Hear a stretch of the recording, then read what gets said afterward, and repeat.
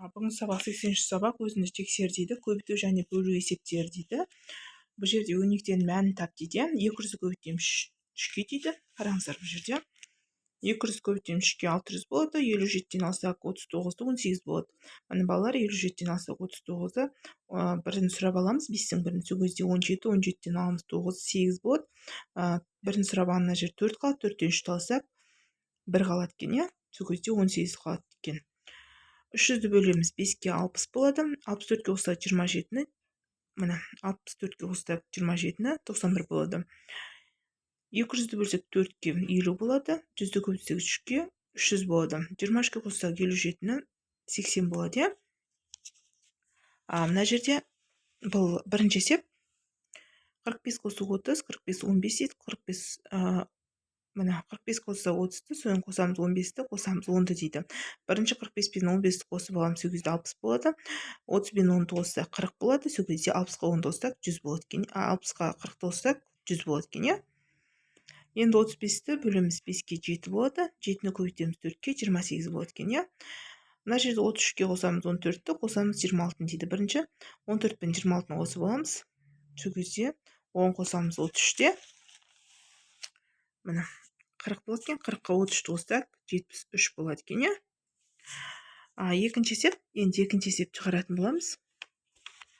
Тапсырмаларды орында дейді. Бөлінгіш 28, бөлінгінің мәні 4, бөлінгіштің тап дейді. Біріншісі. Ал екіншісі 9 пен 5 сандардың көбейтісінің мәні неге тең дейді.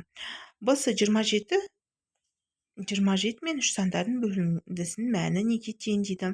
4 санын 5-ке арттырса, қандай сан шығады? Арттыр деген көбейту. 18 сан 2 есе кемітсе, қандай сан шығады? 18 бұл жерде 2-ке бөл деп тұр.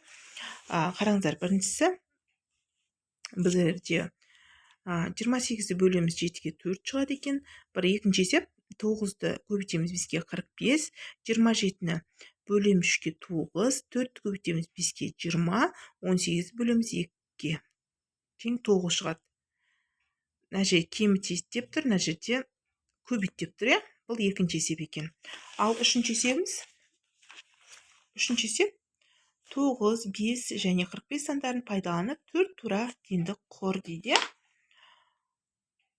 Бұл үшінші есеп екен. Үшінші есеп болса, міне қараңыздар. 9 көбейтеміз 5-ке 45 болады екен. 5-ті көбейтеміз 9-ға 45 шықты. 45 бөлсек 9-ға 5 шығады екен. 45-ті 5-ке бөлсек 9 шығады екен. Тек қана орындарын ауыстырып жазып тұрмыз бұл жерде.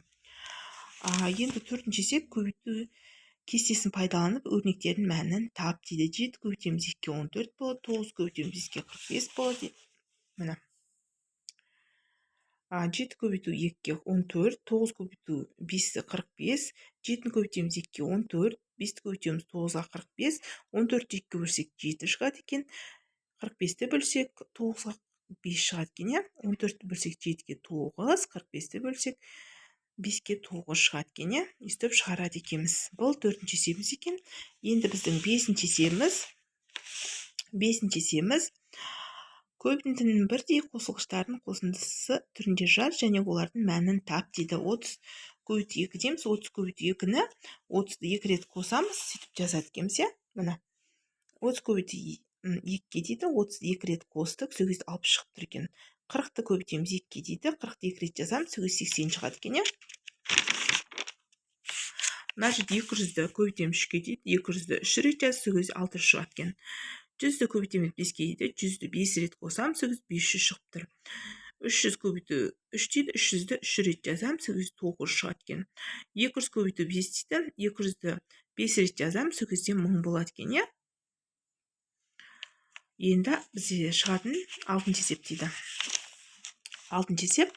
3 қораптың асы. 3 қораптың әрқайсысына 5 кәмпиттен бар. Осы қораптардың барлығы қанша кәмпит бар дейді.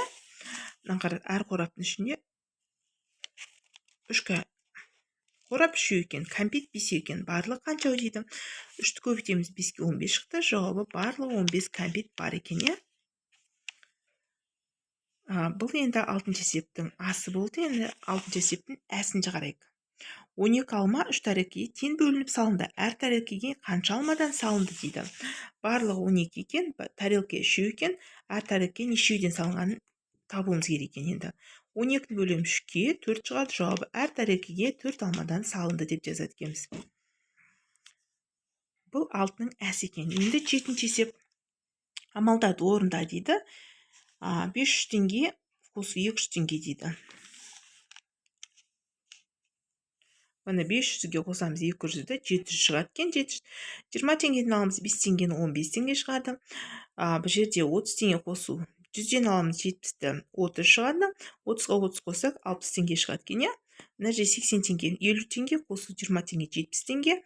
80-ден аламыз 70-ті 10 теңге шығады екен, иә? Бұл 7-ші есебіміз екен. Бізде енді 8-ші есепті шығар дейді. Сәкен дүкеннен сурет дәптерін сатып алды. Ол сатушыға 20 теңгелік 2 монета берді, ал сатушы оған 100 теңге қайтарды. Сурет дәптері неше теңге тұрады дейді. Бұл жерде балалар 200 теңгеден 2 рет берді деп тұр, 2 рет берсе, бүйтіп жасады екенбіз. Мына берді 200 теңгені 2 рет қайтарды. 100 теңге қайтарған екен, иә? Сурет дәптер қанша теңге тұрады екен? Мына жерде 400-ден аламыз 100-ді, 2-ден берген екен, 400-ден аламыз 100-ді, 300 теңге 300 қалған екен. Жауабы сурет дәптер 300 теңге тұрады екен, иә? Балалар, бүгін сабағымыз түсінікті сияқты. Алдыңғы өткен сабақты қайталау болды. Көбейту таблицасын жаттап алыңыздар, сол үшін. Сол кезде сабақты шығару оңай болады. Мына бүгінгі өткен сабақтарымыз көбінесе бөлу, көбейту, иә? Болды. Каналыма тіркеліп, лайк басып кетіңіздер. Келесі сағат кездескенше сау болыңыздар.